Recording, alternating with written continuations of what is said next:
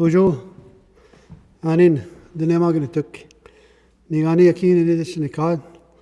Can you do them? Sagging, donjiba. We have reached a defining moment as human beings. As indigenous peoples, we have survived some dark and difficult times. There are those amongst our nations who have remained faithful to our way of life, and upon whom we must now depend to offer true leadership that is led from the heart. We must be ready to share this ancient knowledge of our ancestors that can help all of humanity. Your gathering is a sign of our continued spirit of unity and solidarity as Indigenous people. It is also an act of fulfillment of prophecy. We are being propelled into the forefront of a movement of new life, where our leadership can help guide humanity back to the land and to peace. We must be determined and continue in these efforts of leadership. It is not a political leadership that we bring, but a humble leadership of example that is grounded in the values of the heart. We must welcome all people who have found their hearts to join us as we take care of the earth. This begins in the ceremonies of gratitude expressed in humbleness. We must continue to live with humbleness, fulfilling a legacy that grounds us to the earth. Ours is a peaceful way of life, still connected to those beings that first walked on the earth as nature came into being. As humans, we then arrived to be welcomed by these spirit beings. Our ancestors walked very closely with these beings who were there to guide us and to teach us.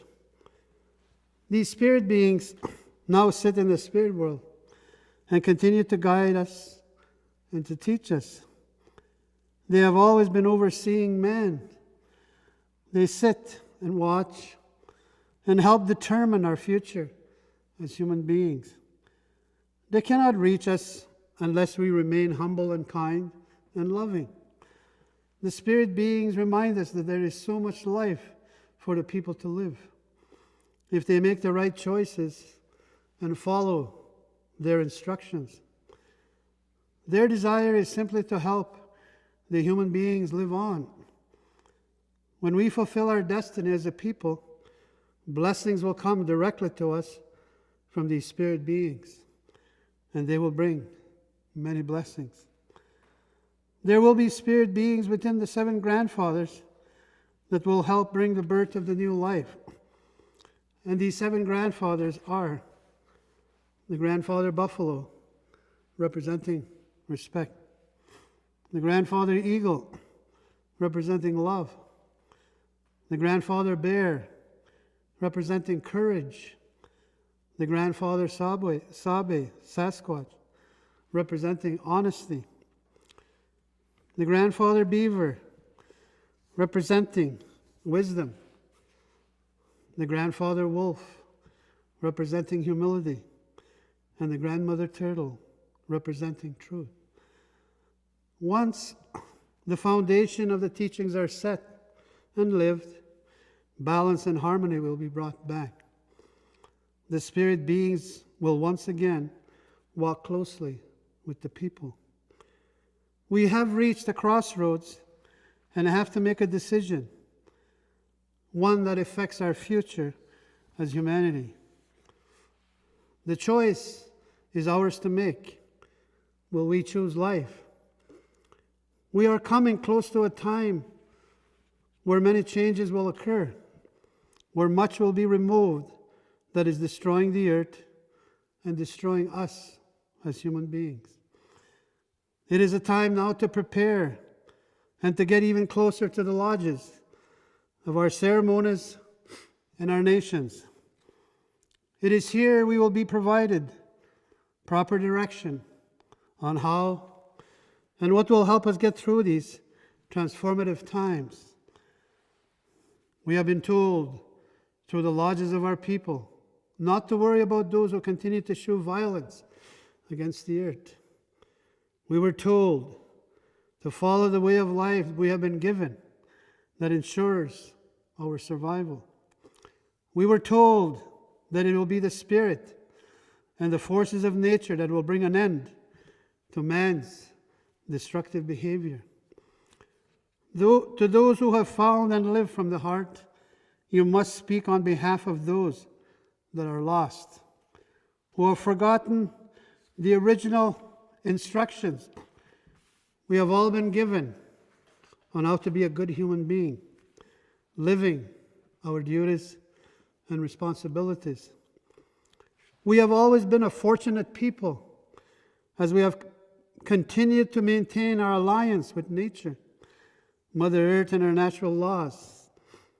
We are grateful that Mother Earth has always continued to listen to our voice, our appeal, and our need for help. And she has given us her reply of unconditional love through nature, through the voice of the trees, the wind, the sun, the birds, the bugs, and sometimes even through us as connected human beings.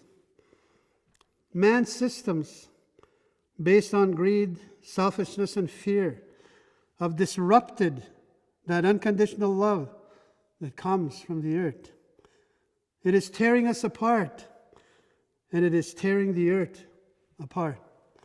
We must speak on behalf of those who have lost the way, those who have lost their alliance with Mother Earth, that would give them kindness.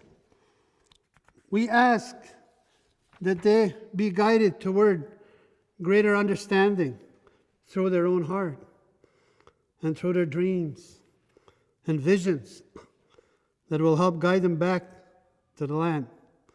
We ask the Spirit and the earth to forgive them, to show kindness in a way back to their heart. We ask Mother Earth to be gentle with them. When we are not grounded to the earth, we always react negatively. Nature operates on a positive level. In order for her to work with us, for us to become aligned with her, we need to become more like her.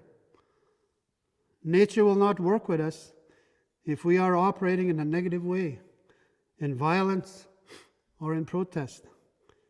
If we are positive, living the values we want to see, nature will support us in every way possible. We have been given dreams and visions that have become prophecies that can help guide us and direct us into the future. Prophecy foretold of this time of great change, a time we are entering now. Prophecy foretold that man would almost destroy the earth through his negative and violent behavior. The Great Spirit will never allow this to happen. This is when Mother Earth would come forward to cleanse, to remove and purify whatever was destroying life. This would lead to renewal. It is at this time that Mother Earth would give birth to a new life. Our elders see this time as being close at hand. They say, Peshinagun, which means the time is near. We are beginning to see the signs that the prophecy had foretold, and today we are witnessing these signs in climate change and in the selfish, greedy, fearful, and violent behavior of man. During these critical times, our ancestors told us to bring a message, and that is this: welcome them as our brothers and sisters. Tell them to put down the bad medicines that are destroying life. Tell the people to stop fighting. Tell them to love everyone as a family. It is time to prepare for these challenging times and be prepared to welcome the new life that is arriving. We have initiated a very special gathering during the strawberry moon in June 2017. We are calling it Unjise Aki, a changing of the earth. And as the earth changes, we must change too, finding our heart for the sake of the children. We invite you to bring your leaders, your elders, your grandmothers and knowledge keepers, and your youth to this gathering, taking place in our sacred turtle lodge on our lands at the center of the continent in Manitoba, Canada. In keeping with the spirit of the gathering, I wish to call upon the spirit of the eagle and the condor to help further unite us and help both our peoples to fulfill our destinies, uniting the North and the South. We must continue to be strong in our faith and ensuring that we have a close connection to the Spirit and to the land. Let us continue to fill our minds and our hearts with the love of our great Creator and the love of our great Mother Earth, Miteaki, loving the land and living her natural laws. I wish all of you the best that life can offer, a life that is always received through the love of the earth. Miigwech.